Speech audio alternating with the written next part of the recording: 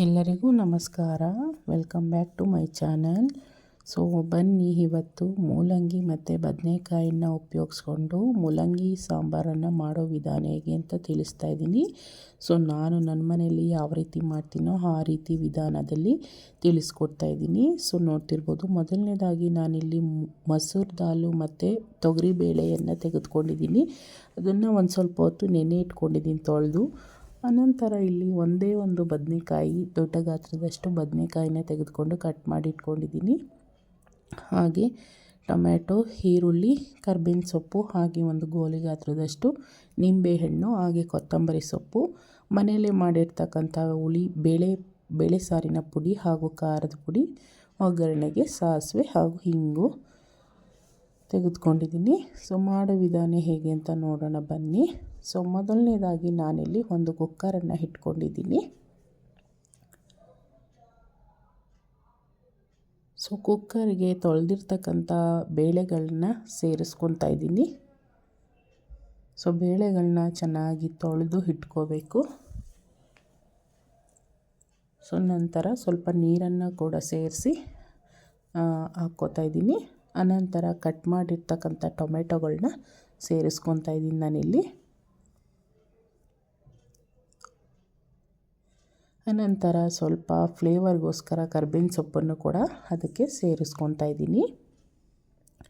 ಕರ್ಬೇವಿನ ಸೊಪ್ಪು ಹಾಕೋದ್ರಿಂದಾಗಿ ಒಂದು ಫ್ಲೇವರ್ ಬರುತ್ತೆ. ಸೊ ನಂತರ ಒಂದು ಅರ್ಧ ಈರುಳ್ಳಿಯನ್ನು ಬೇಳೆ ಬೇಯಿಸೋದಕ್ಕೆ ಸೇರಿಸ್ಕೊತಾ ಇದ್ದೀನಿ. ನಂತರ ನೀರನ್ನು ಸೇರಿಸ್ಕೊತೀನಿ. 1.5 ಗ್ಲಾಸ್ ಆಗುವಷ್ಟು ನೀರನ್ನು ಸೇರಿಸ್ಕೊಂಡಿದ್ದೀನಿ ನಾನಿಲ್ಲಿ. ಆನಂತರ ಒಂದು 1/4 ಟೇಬಲ್ ಸ್ಪೂನ್ ಆಗುವಷ್ಟು ಅರಿಶಿನ ಪುಡಿಯನ್ನು ಸೇರಿಸ್ಕೊಂಡಿದ್ದೀನಿ. ಸ್ವಲ್ಪ 1 ಟೇಬಲ್ ಸ್ಪೂನ್ ಆಗುವಷ್ಟು ಎಣ್ಣೆಯನ್ನು ಕೂಡ ಸೇರಿಸ್ಕೊಂಡು ಕುಕ್ಕರ್ ಕ್ಯಾಪನ್ನು ಕ್ಲೋಸ್ ಮಾಡ್ತೀನಿ.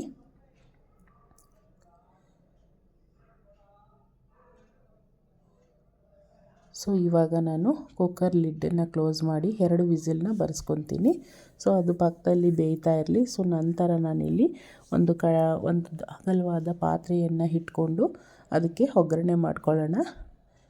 ಫಸ್ಟಿಗೆ ಪಾತ್ರೆ ಚೆನ್ನಾಗಿ ಬಿಸಿ ಆದ ನಂತರ ಎಣ್ಣೆ ಹಾಕ್ಕೊಂಡು ಸಾಸಿವೆ, ಹಾಗೆ ಕರ್ಬೇವಿನ ಸೊಪ್ಪು, ಈರುಳ್ಳಿಯನ್ನು ಸೇರಿಸ್ಕೊತಾ ಇದ್ದೀನಿ.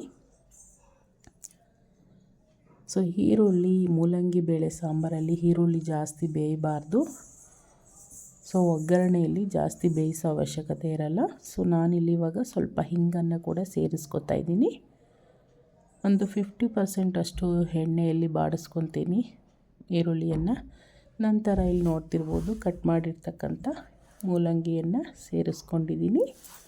ಹಾಗೆ ಬದನೆಕಾಯಿ ಅದನ್ನು ಕೂಡ ಸೇರಿಸ್ಕೊಂಡು ಚೆನ್ನಾಗಿ ಎಣ್ಣೆಯಲ್ಲಿ ಫ್ರೈ ಮಾಡ್ತೀನಿ. ಸೊ ಅದು ಫ್ರೈ ಆಗ್ತದೆ ಪಕ್ಕದಲ್ಲಿ. ಇವಾಗ ನಾನು ಕೂಗೋದಕ್ಕೆ ಇಟ್ಟಿದ್ದ ಬೇಳೆ ಬೆಂದಿದೆಯಾ ಇಲ್ಲ ಅಂತ ನೋಡ್ಕೊಳ್ಳೋಣ.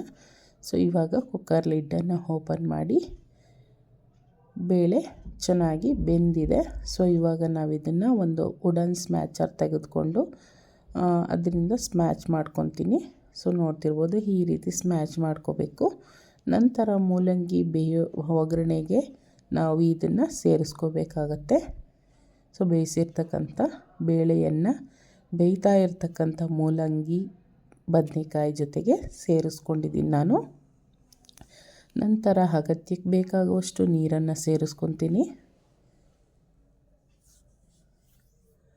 ತುಂಬಾ ರುಚಿಯಾಗಿರುತ್ತೆ ಮುದ್ದೆ ಜೊತೆಗೆ, ಅನ್ನದ ಜೊತೆಗೆ, ಈವನ್ ನೀವು ಇಡ್ಲಿ ಜೊತೆಗೂ ಕೂಡ ತಿನ್ಬೋದು ಈ ಸಾಂಬಾರನ್ನ. ಸೊ ಇನ್ನೂ ಸ್ವಲ್ಪ ನೀರನ್ನು ಸೇರಿಸ್ಕೊತಾ ಇದ್ದೀನಿ. ಸೊ ಬೇಳೆ ಚೆನ್ನಾಗಿ ಬೆಂದಿರೋ ಕಾರಣ ಸಾಂಬಾರು ಗಟ್ಟಿ ಆಗುತ್ತೆ.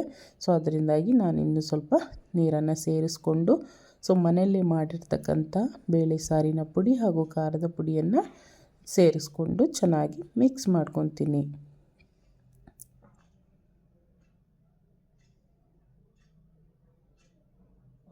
ನಂತರ ನಾನಿಲ್ಲಿ ಉಪ್ಪು ಹಾಕೋದನ್ನು ಮರ್ತಿದ್ದೆ. ಸೊ ಇವಾಗ ನಾನು ಉಪ್ಪನ್ನು ಸೇರಿಸ್ಕೊತಾ ಇದ್ದೀನಿ.